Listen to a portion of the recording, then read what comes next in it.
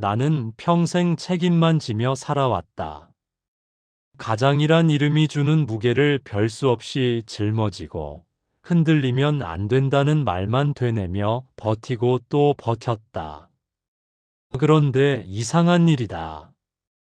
남들이 보기에 나는 한 번도 쓰러진 적이 없는 사람처럼 보였겠지만 정작 나는 작은 바람만 불어도 흔들리는 가랑잎 같았다는 걸 요즘 들어 뼈저리게 느낀다.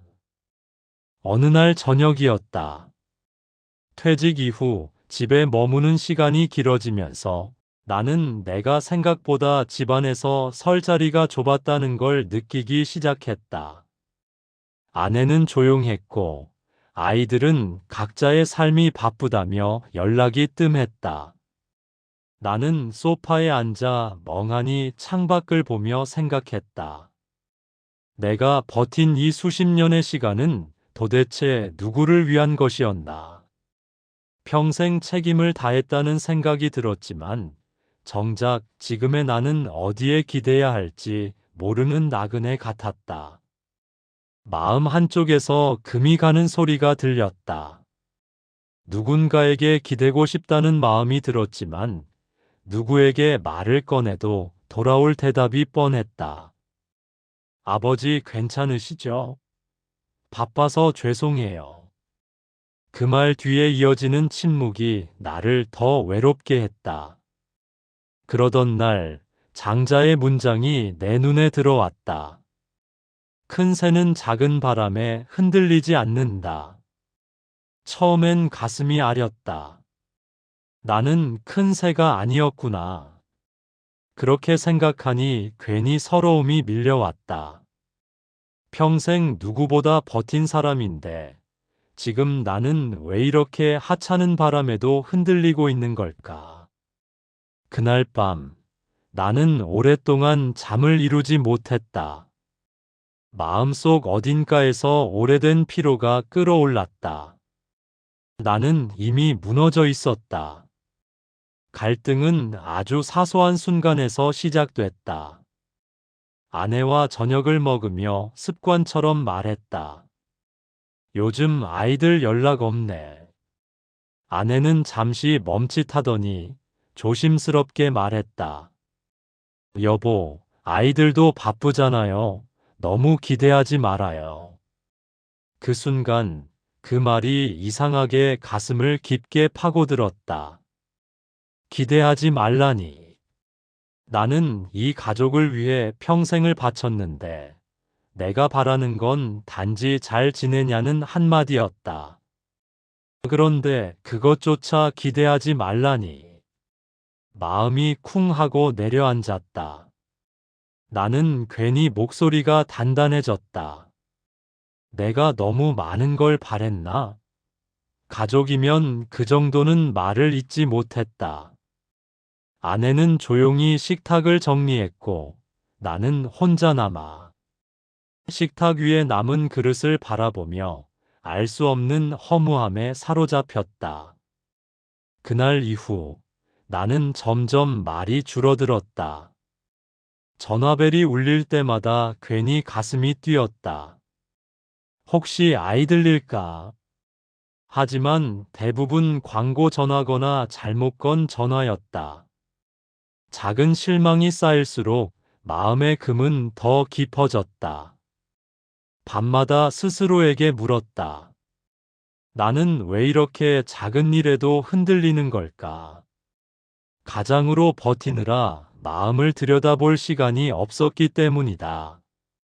약한 줄 몰랐다. 다만 책임을 다하느라 버텼을 뿐이다. 그런데 이제는 자꾸만 감정이 흘러내렸다. 남들에게 티낼 수 없어 혼자서 삭히던 서러움이 어느 날은 목이 메어 숨쉬기조차 힘들었다. 나는 그때 처음 깨달았다. 진짜 문제는 아이들이 아니라 나 자신이었다. 가장 무너진 순간은 뜻밖에도 조용히 찾아왔다. 일요일 오후 온 가족이 모인 자리였다. 오랜만에 아이들을 본다는 기대감에 나는 좋아하는 과일을 사오고 아내는 정성을 들여 음식을 만들었다. 그런데 아이들은 식사 내내 스마트폰을 들여다보거나 업무 이야기를 하며 피곤하다는 말만 반복했다. 나를 보는 눈빛엔 예전 같은 반가움이 없었다. 식사 후 나는 용기 내어 말했다. 시간 나면 나랑 산책 한번 갈래? 아이들은 서로 얼굴을 보더니 얼버무렸다. 아버지 다음에요. 오늘은 회사 일이 그 말이 떨어지는 순간 나는 아무 말도 할 수 없었다.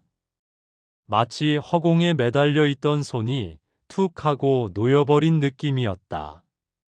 그날 밤 혼자 방에 누워 천장을 보며 오래 생각했다. 나는 언제 이렇게 멀어진 걸까? 그 질문이 가슴을 후벼 팠다. 나는 평생 가족을 지키는 데 집중했고, 그 과정에서 내 마음을 돌보는 법을 잊어버렸다. 그러니 작은 무관심에도 흔들렸던 것이다. 그때 문득 장자의 말이 떠올랐다.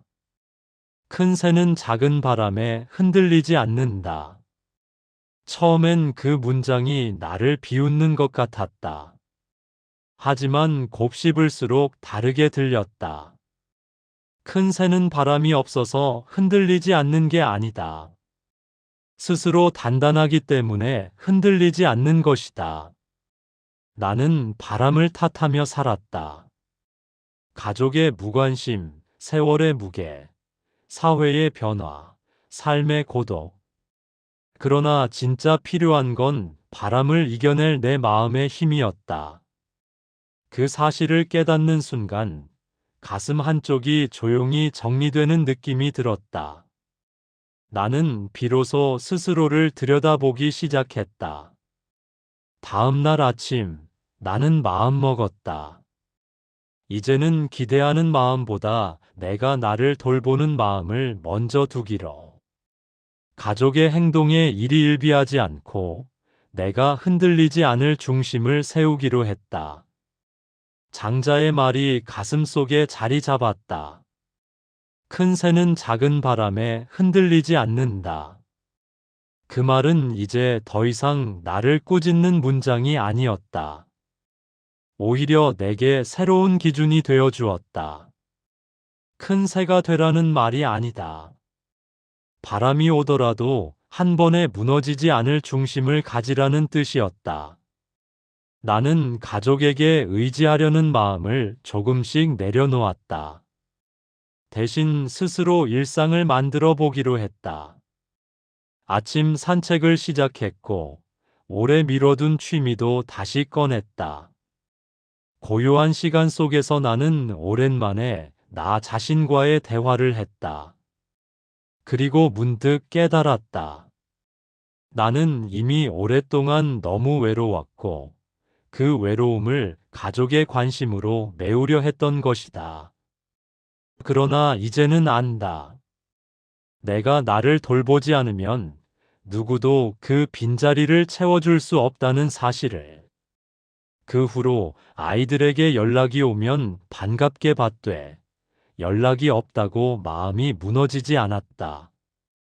아내와도 조심스레 대화를 이어갔다. 적당한 거리에서 적당한 기대와 함께 삶을 다시 세우는 일은 거창하지 않았다. 그저 마음을 조금씩 단단하게 만드는 일이었다.